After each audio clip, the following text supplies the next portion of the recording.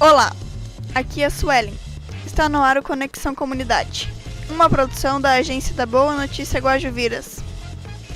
E atenção, talentos Guajuviras e da Matias. Mandem suas músicas para o e-mail da agência da Boa Notícia Guajuviras, @gmail.com, para colocarmos no ar aqui na Rádio ABNG.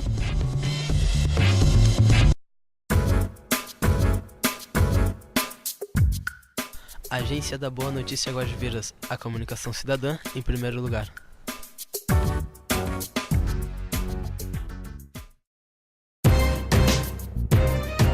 Agora vamos aos destaques da semana. Esporte e Lazer abre inscrições para a avaliação de jovens esportistas. A Secretaria Municipal de Esporte e Lazer abriu inscrições para a avaliação de adolescentes de 12 a 15 anos interessados em fazer parte do projeto Em Canoas, o esporte tem mais valor. As inscrições são destinadas às modalidades de atletismo, basquetebol, handebol e voleibol, nas categorias masculina e feminina, e encerram-se no dia 20 de janeiro. Os jovens que quiserem participar da peneira devem comparecer na Avenida 15 de Janeiro, 231, Sala 310, no centro. Os aprovados deverão participar de 6 horas semanais de treinos, se preparando para representar o município em eventos regionais e estaduais. Mais informações pelo telefone 3478-5863.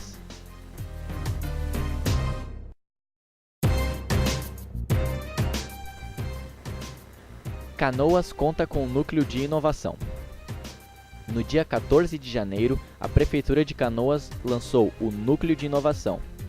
O núcleo tem o objetivo de melhorar a vida dos canoenses e será constituído por especialistas convidados, reconhecidos como referências profissionais em suas áreas, com experiência e contribuições efetivas no campo da inovação. Esses profissionais trabalharão como voluntários, buscando soluções alternativas e inovadoras capazes de dar respostas às novas demandas da sociedade. Eles atuarão em 3 células: educação, soluções urbanas e economia inovadora. O núcleo tem a coordenação geral do prefeito Jário Jorge e da Secretaria Municipal de Projetos Especiais e Inovação, além da participação de outras secretarias importantes para a implementação e disseminação das ações de inovação em Canoas. Direitos iguais e respeito às diferenças. Pense nisso.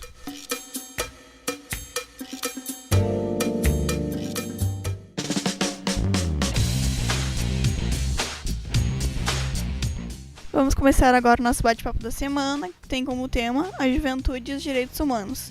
Para falar sobre o tema, recebemos aqui os seguintes convidados: a advogada e mestre em ciências criminais, Mariana Quias, e o sociólogo e oficineiro da ABNG, Rafael Dal Santo, e os jovens jornalistas cidadãos, William Gonçalves e Gabriel Martins.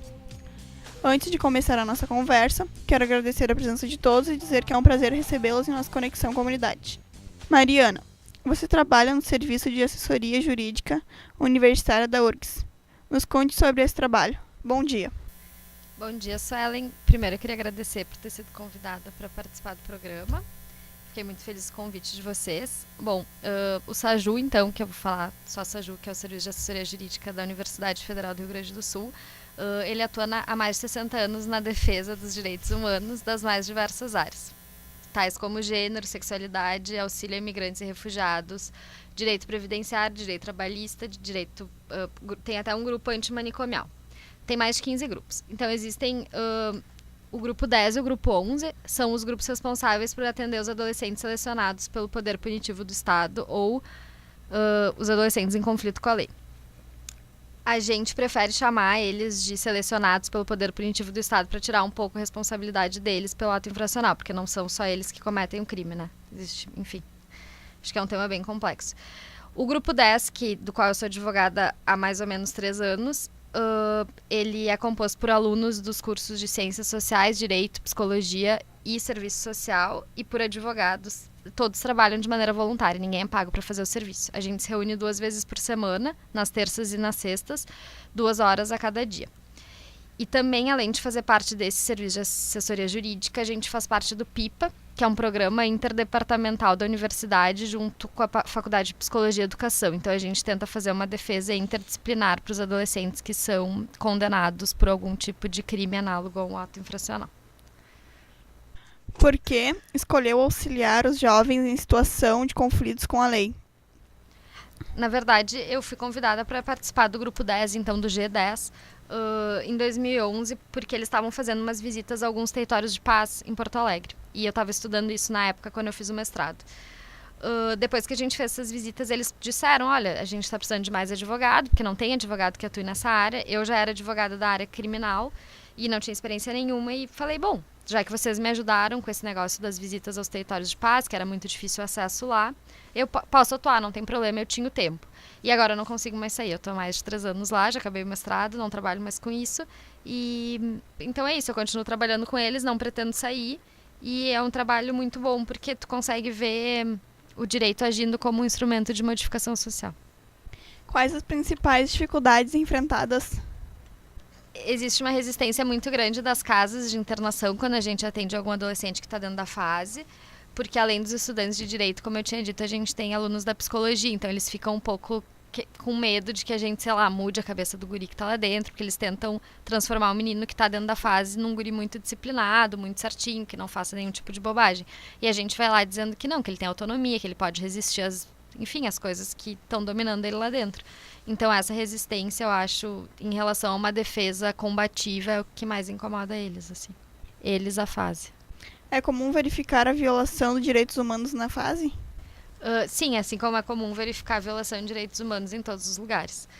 Na fase não ia ser diferente. Então, assim, um exemplo disso que as próprias instalações, né, o próprio espaço físico de algumas das casas de internação são um atentado contra a própria Constituição e a Convenção Internacional dos Direitos Humanos. Inclusive, uma das casas já foi interditada várias vezes, já foi, enfim, o governo do estado, que é o responsável, já foi condenado a criar uma outra casa, porque os adolescentes estão num lugar completamente insalubre, perigoso. E além disso, lá dentro acontecem algumas coisas meio pesadas, assim, como, por exemplo, o Isola. Eu não sei se alguém já ouviu falar, mas é o isolamento. Tipo o RDD do adulto, quando, sei lá, um preso fica numa cela isolada. Isso acontece também com os adolescentes, só que isso é proibido. Só que a gente tem relatos de adolescentes que ficam sozinhos, trancados, num quarto, sem poder sair para tomar sol, sem poder ir para a escola, sem fazer atividade. Só saem para comer. Isso não pode. E também do próprio Poder Judiciário, né, que, enfim, condena os guris a cumprir uma medida de internação, eles também violam alguns direitos, sendo que eles deveriam assegurar os direitos aos adolescentes. Um exemplo disso é que existe a medida socioeducativa de internação, é uma só. E normalmente o adolescente ele pode sair para fazer atividades na rua. E para ele não poder sair para fazer atividades na rua e ir para casa nos finais de semana, o juiz tem que fundamentar do porquê que ele não pode sair. Só que aqui, pelo menos em Porto Alegre, eu não conheço os outros lugares, em Porto Alegre a juíza, ela divide essa medida de internação em duas, que é a internação sem possibilidade de atividade externa e a com possibilidade de atividade externa. Então, ao invés do guri começar a cumprir a com possibilidade de atividade externa, ele começa a cumprir a sem possibilidade, e depois ele progride para com possibilidade, como se fossem duas medidas separadas. E não pode, é uma medida só. Então, isso é mais uma violação que a gente vê. Agora para o Rafael. Como é seu trabalho como oficineiro de direitos humanos na agência da Boa Notícia Guajuviras? Bom dia. Bom dia, Suelen. Bom, agradeço o convite também para estar aqui gravando, falando com vocês. Bom, o trabalho aqui na agência, como oficineiro, ele é um pouco diferente do trabalho que os professores têm na escola, né? Até pelo formato do projeto, o tempo de duração, que são 4 meses, né? Então a gente tem que estabelecer aí uma relação mais rápida e mais próxima com os alunos, né? Com o pessoal os jovens que participam aqui da agência. E um dos principais desafios que a gente vem encontrando assim é justamente nesse pouco tempo que a gente acaba convivendo, né, lidar com as peculiaridades, né, as especificidades de cada um, assim, a questão das faixas etárias também, a gente acaba tendo na mesma oficina, às vezes crianças de 10, 11 anos, jovens de 15, 16 até 20, 22 anos, né. Então, lidar com essa diferença aí na turma, assim, essa não homogeneidade, né, essa diversidade é é um desafio bem estimulante para nós aqui nas oficinas da BNG. Quais os temas mais trabalhados nas oficinas? Os temas que a gente vem trabalhando, né? Eu sou oficineiro aqui já, essa é a terceira turma que eu venho trabalhando. A gente faz um bloco inicial, né, de introdução à temática dos direitos humanos, um pouco de aula de história aí para a gurizada tentar visualizar de onde é que surgiu essa expressão direitos humanos, ou de onde, o que quer dizer, né, qual é a ideia básica contida quando a gente diz que a Declaração dos Direitos Humanos, por exemplo, surgiu lá em 1946 e tal, 48. Então a gente faz uma primeira introdução, né, para tentar situar o pessoal.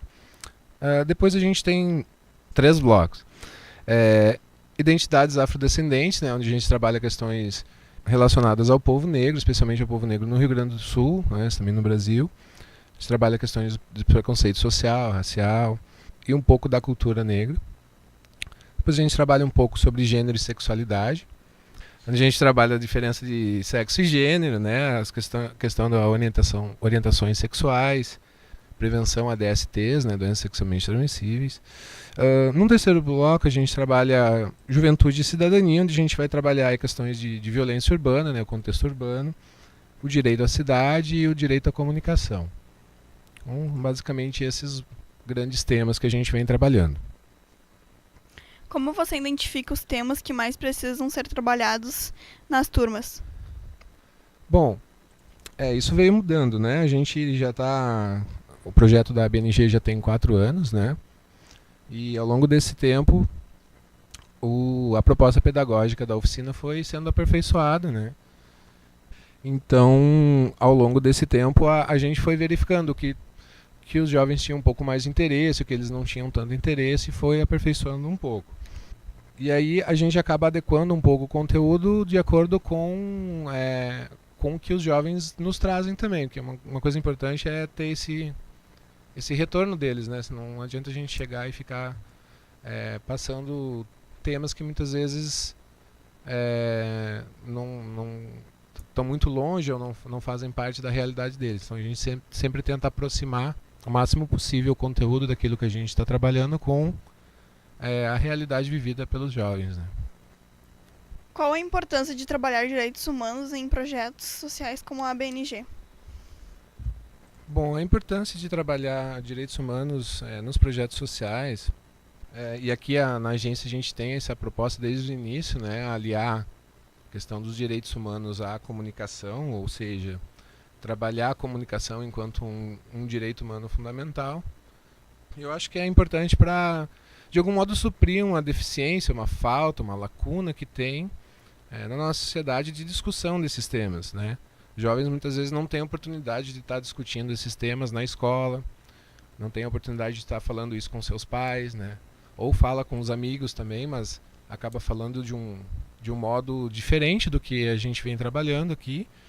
E então a gente espera que com essas oficinas trazendo essa temática dos direitos humanos para dentro dos projetos sociais, e bom que fosse se as escolas pudessem trabalhar um pouco disso também, né?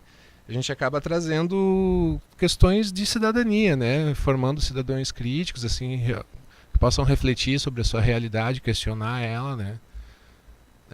Desnaturalizar as coisas, saber que nem sempre foi assim, né? Dar um pouco dessa perspectiva histórica para eles, para poder formar cidadãos, né? Acho que esse é o objetivo. Cidadãos críticos. É isso. Vocês gostariam de deixar algum recado aos jovens da agência da Boa Notícia Guajiviras? Eu queria deixar o telefone de contato do SAJU, já que a gente atua em diversas áreas, para quem quiser, né? Porque a assessoria é gratuita e de qualidade. 3308-3967, e também dá para acessar o site para conhecer um pouco mais, que é www.urgs, que é ufrgs.br/SAJU, S-A-J-U. Lá vocês encontram a divisão dos grupos, quais assuntos a gente trabalha, mas só para não esquecer uma coisa, como a gente está em Porto Alegre, às vezes a gente não consegue se deslocar para atender demandas que são da grande Porto Alegre e do interior, mas algumas vezes a gente consegue, então é caso a caso. Então liguem, marquem horário se estiverem precisando tirar dúvidas, etc., que a gente está disponível. Obrigada pelo convite de novo e É isso. Não, eu gostaria de agradecer mais uma vez o convite, né? E quem quiser nos encontrar é só vir à BNG. Estamos aí pelo menos um dia na semana, né? Trabalhando com a gurizada. E gostaria de agradecer assim que o retorno que a gente vem tendo dos jovens que participam das oficinas, ele está sendo bem positivo. E a gente está sempre aberto também a ouvi-los, né? E adequar a oficina de acordo com a opinião dos jovens também. Então a gente está sempre aberto, né? É isso aí, muito obrigado. Muito obrigada, Mari, e muito obrigada, Rafa. William e Gabriel, o que vocês acharam das oficinas de direitos humanos na BNG? Bom dia. Primeiramente, bom dia, Suelen. Eu acho que a oficina de direitos humanos é uma das principais oficinas que nós temos aqui na agência, porque eu acho que ela é uma das que a gente pode realmente colocar em prática fora daqui. Porque ela nos mostra, teoricamente, o que a gente vive na prática. Que muitas vezes não é o que está escrito na teoria, não é o que a gente vive realmente. Por exemplo, os estatutos da criança ou adolescente, normalmente a gente não conhece e a gente não sabe dos direitos e dos deveres que nós temos. Eu acho que quando a gente começa a ter consciência do que a gente deve fazer e do que a gente deve receber, a gente tem mais direito de cobrar isso. E eu acho que essa oficina é muito importante. Por que vocês acham importante trabalhar direitos humanos com os jovens? Porque abre a mente da pessoa, deixa a pessoa mais preparada. Porque muitos jovens, eu acho que, como eu já tinha dito, a gente não conhece os nossos direitos e deveres e eu acho que muitas vezes as pessoas se sentem presas por não conhecerem e não realmente se mostrarem o que são por medo do que a sociedade pode vir a julgar ela porque ela faz ou deixa de fazer. Eu acho que com a oficina de direitos humanos ela vê que pode se mostrar e ser o que ela é, porque há preconceito. As pessoas muitas vezes não aceitam, mas eu acho que ali ela pode ver que ela pode se expressar da maneira que ela bem entende, sendo segurada, porque ninguém tem a ver com a vida dela. De tudo o que foi trabalhado em direitos humanos, o que vocês levam para a sua vida? Eu levo pra minha vida a respeitar o ser humano do jeito como ele é. Bom, eu acho que em todo momento a gente vive em torno desses direitos humanos. Porque no momento que tu levanta no ônibus para um idoso sentar, tu tá mostrando os direitos dele, porque tu tem a consciência de que tu tá fazendo certo. Muitas vezes as pessoas se fazem de loucas, vamos dizer, e fingem que não vê as coisas erradas para não se comprometer. Mas eu acho que isso está errado, e se tu tem a consciência de que aquilo é certo, não é porque os outros não fazem que tu vai deixar de fazer. Eu acho que se tu sabe que aquilo é certo, tu deve fazer. Eu acho que a gente tem que levar isso pra nossa vida. Obrigado pela presença de vocês, um bom dia. Obrigado. O nosso bate-papo da semana chega ao fim. Mais uma vez gostaria de agradecer a presença de nossos convidados. Esse foi o programa Conexão Comunidade, uma produção da Agência da Boa Notícia Guajuviras. Tchau, até semana que vem.